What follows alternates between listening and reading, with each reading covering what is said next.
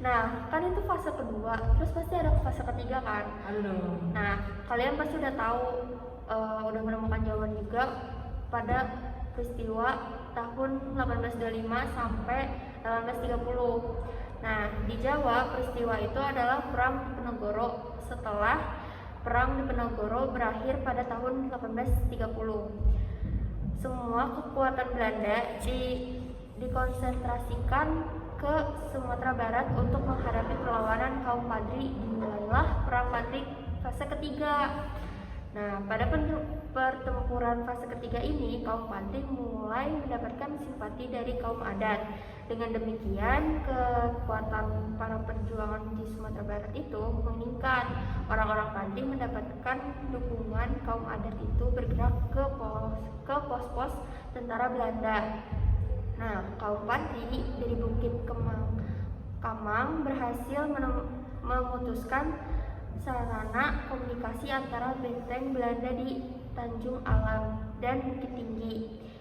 Terus, tindakan kaum Padri itu dijadikan alasan Belanda untuk menyerang Kota Tuo di Apek Angke yang dipimpin Gilavari. Belanda juga membangun benteng pertahanan dari Ampang Gadang sampai ke Biaro.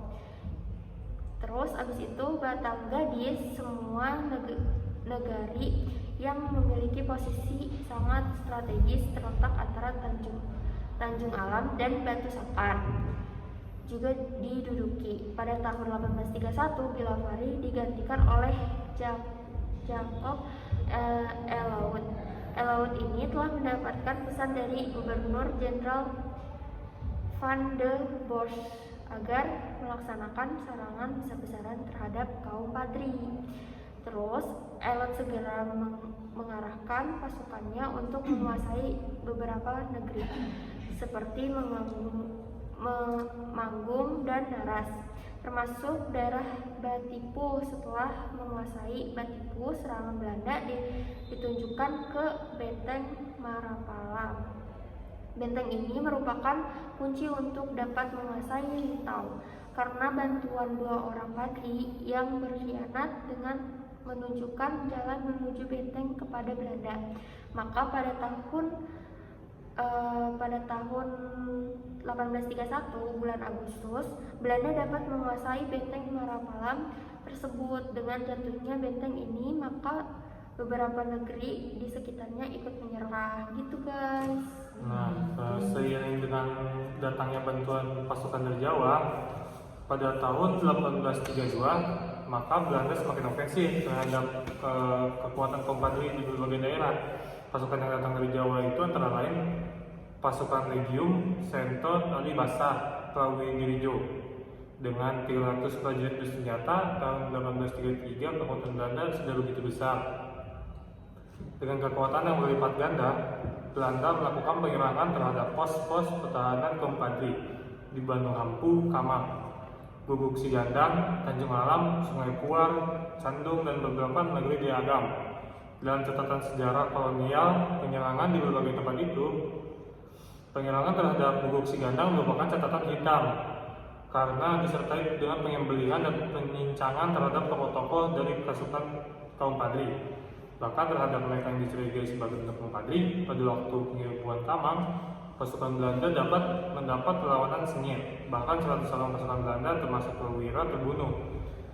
Baru hari berikutnya, dengan mengerahkan kekuatannya, Belanda dapat menguasai Kamang. Dalam serangkaian pertempuran itu, banyak kaum Padri yang telah menjadi korban, termasuk tokoh Tuan Kun dan Cerdik dapat ditangkap. Di samping strategi militer, setelah Van den Bosch berkunjung ke Sumatera Barat, diterapkan strategi winning the heart kepada masyarakat. Pajak pasar dan berbagai jenis pajak mulai dihapuskan. Penghulu yang kehilangan penghasilan akibat penghapusan pajak digaji 25-30 gulden.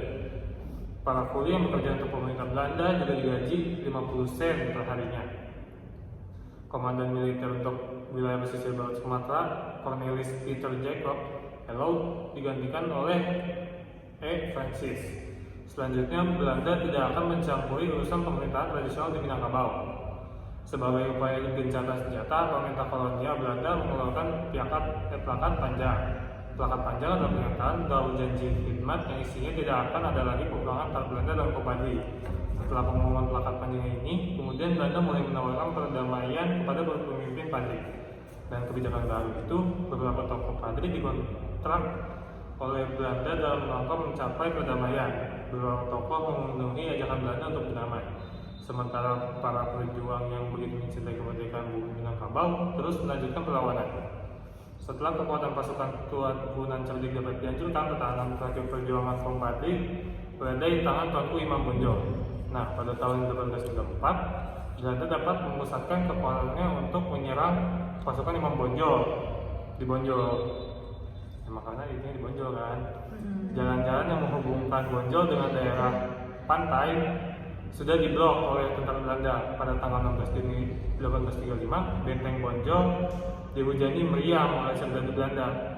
Pada bulan Agustus 1835, benteng di perbukitan dekat Bonjol pindah ke tangan Belanda. Oh, jadi gitu ya. Tapi Belanda juga mencoba mendekati Tuan Imam Bonjol loh untuk berdamai. Cuman ada syaratnya juga tuh, antara lain jika pencapaian perdamaian Imam Bonjol minta agar rakyat Bonjol dibebaskan dari bentuk kerja paksa dan dari itu tidak diduduki Belanda. Namun Belanda tidak memberi jawaban. Belanda justru semakin ketat tuh mengepung pertahanan Bonjol. Pengepungan ini juga dipimpin oleh Residen Padang Emmanuel Francis sampai pada tahun 1836.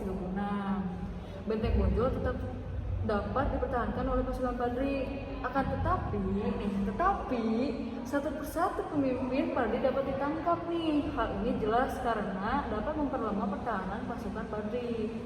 Namun di bawah komando Imam Bonjol juga mereka terus berjuang tuh untuk mempertahankan setiap jengkal tanah di Minangkabau.